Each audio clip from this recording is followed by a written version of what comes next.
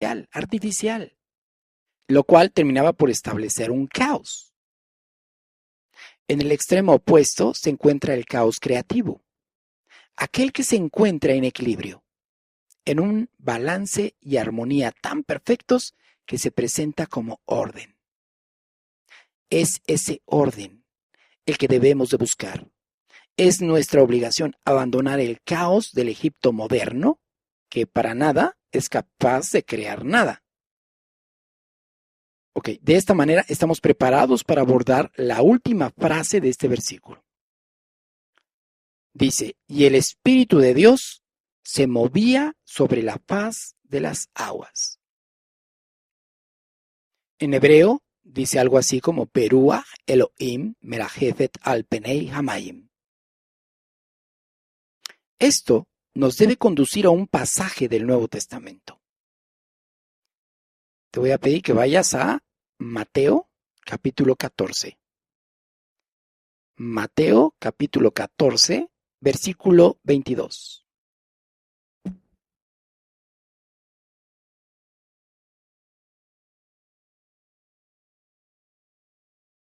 Mateo capítulo 14, versículo 22.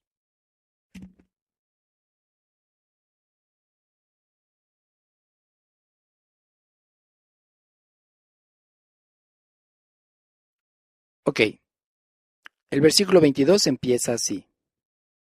Enseguida Jesús hizo a sus discípulos entrar en la barca e ir delante de él a la otra ribera, entre tanto que él despedía a la multitud.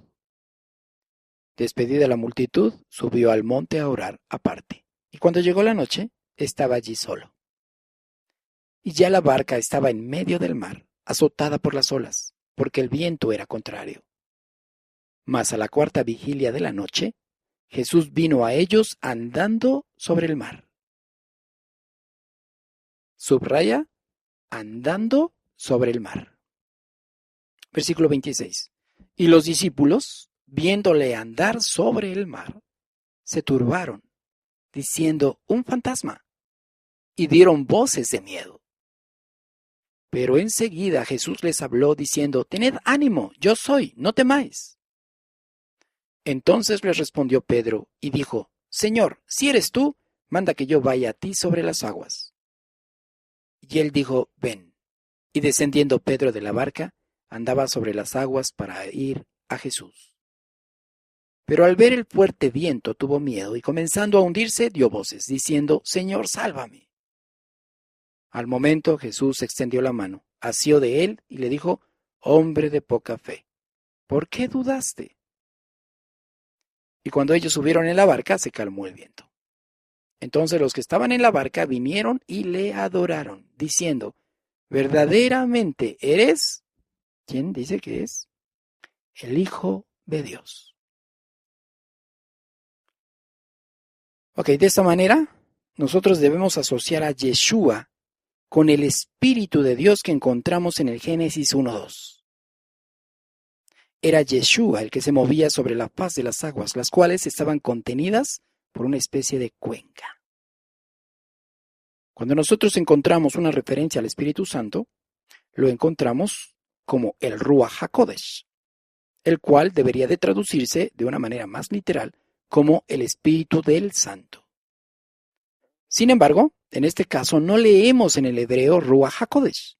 Lo que leemos es Ruach Elohim, lo que nos lleva a la conclusión de que aquí se trata del Mesías, es decir, de Yeshua.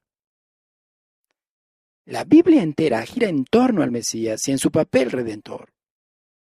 Por un lado, Dios le dijo a David que de su descendencia vendría uno que reinaría sobre su trono para siempre. Pero fue Yeshua mismo quien invitó a la reflexión a los religiosos de su época preguntándoles, ¿de quién es hijo el Mesías? Vamos a ese pasaje. Mateo capítulo 22. Estamos analizando ya la tercera parte del segundo versículo de la Biblia. Y bueno, estamos llegando a Yeshua una vez más. Ya lo vimos cuando analizamos el Génesis 1:1 y ahora lo estamos viendo aquí en el Génesis 1:2. Para tal efecto, estamos analizando lo que Yeshua plantea en cuanto al origen del Mesías, en cuanto al origen del Cristo. Mateo capítulo 22, voy a leer a partir del versículo 41 y hasta el versículo número 46. Dice, y estando juntos los fariseos, Jesús les preguntó, diciendo, ¿qué pensáis del Cristo? ¿De quién es hijo? Le dijeron, de David. Él les dijo, pues como David en el Espíritu le llama Señor, diciendo, dijo el Señor a mi Señor, siéntate a mi derecha, hasta que ponga a tus enemigos por estrado de tus pies. Pues si David le llama Señor, ¿cómo entonces es su hijo? Y nadie le podía responder palabra, ni osó alguno desde aquel día preguntarle más. Así, Yeshua explica que el Mesías es descendiente de David, pero también es hijo de Dios. De esta manera, el Mesías será mucho más sabio que Salomón y mayor que el mismo Moisés. Su papel será la restauración del reino a Israel, reuniendo a los dispersos de las tribus que hoy se hallan en medio de las religiones paganas del mundo. Pero también restablecerá la Torá para el mundo. La apertura de los sellos que tú ves en el Apocalipsis a través de el Mesías significa también el fin de las religiones del mundo, ya que será Él y solamente Él quien determine lo que realmente enseña la Torá. Así, el Espíritu de Dios, del Génesis 1:2, que se encuentra sobre la faz de las aguas, es la identificación del Mesías. Así, hasta ahora hemos visto a Yeshua desde el Génesis 1:1 y ahora nos lo encontramos otra vez en el Génesis 1:2. Algo que difícilmente se puede apreciar cuando lo hacemos únicamente con el idioma español. Ok, ahora quiero que pongamos atención y que observemos los paralelismos. Tohu es paralelo a Hoshech y a su vez es paralelo a Ruach Elohim. Lo que quiere decir en español que lo que carece de forma es paralelo a las tinieblas, es decir, al caos, y a su vez es paralelo al Mesías. Pero también, por otro lado, nos damos cuenta que Bohu es paralelo a Tehom y también es paralelo a Shamayim. Hay que recordar que Shamayim son aguas, Tehom es lo que fue traducido como abismo, y Bohu, ya lo hemos dicho, que es el estado intermedio de la materia. Bueno, la primera serie de analogías ha sido ya muy estudiada el día de hoy. Lo hemos hecho a través del análisis de los conceptos que se tienen de la materia y quizás solo falta enfatizar la categoría de primicia que tiene Yeshua a lo largo de toda la Escritura y confirmado a través del estudio de los 2 primeros versículos de la Biblia. Yeshua es, por lo tanto, el primogénito de toda la creación. Esto quiere decir que lo primero que emanó de Dios fue Yeshua. Pero ahora analicemos el segundo paralelismo. Bohu, Tehom y Shamayim, es decir, tenemos un estado intermedio de la materia, la cuenca que contiene las aguas y a las aguas mismas. En el caso de Tehom, la cual en la mayoría de las Biblias fue traducido como abismo, podemos obtener un análisis adicional. Fíjate bien. En el Salmo 148:7 encontramos un paralelismo entre Tehom y Tanim, el cual es un monstruo marino de alguna especie, probablemente un monstruo de tipo reptiliano. En Job, capítulo 26, versículos 12 y 13, nos encontramos otra manera de referirnos a un monstruo, Nahash.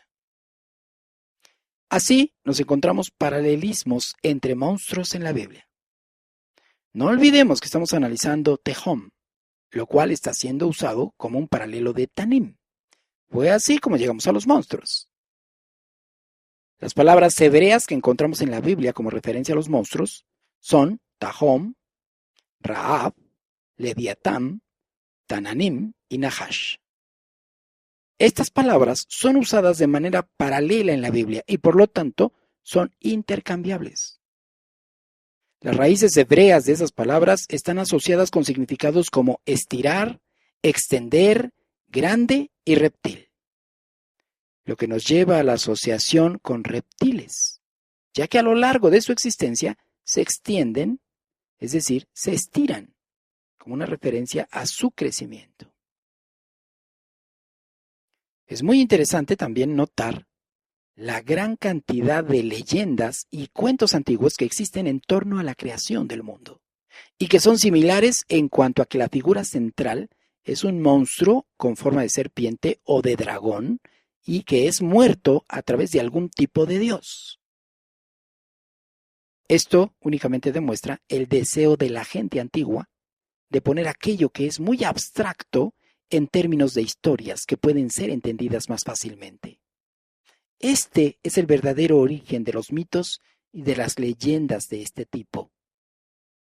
Así, también podemos explicar por qué las personas que escuchan estas historias y que piensan que son reales inician una defensa de conceptos que solo pretendían, en su origen, explicar con historias sencillas algo difícil de explicar de otra manera.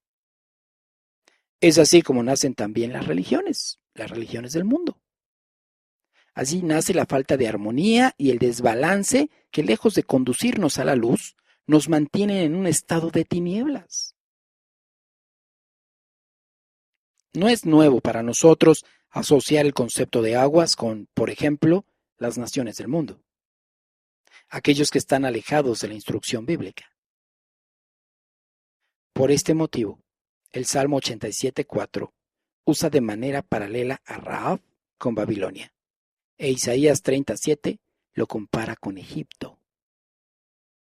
Estos imperios fueron identificados con el caos de la creación, y generalmente la Biblia los usa para que Dios los ponga como ejemplo de lo que no debemos hacer.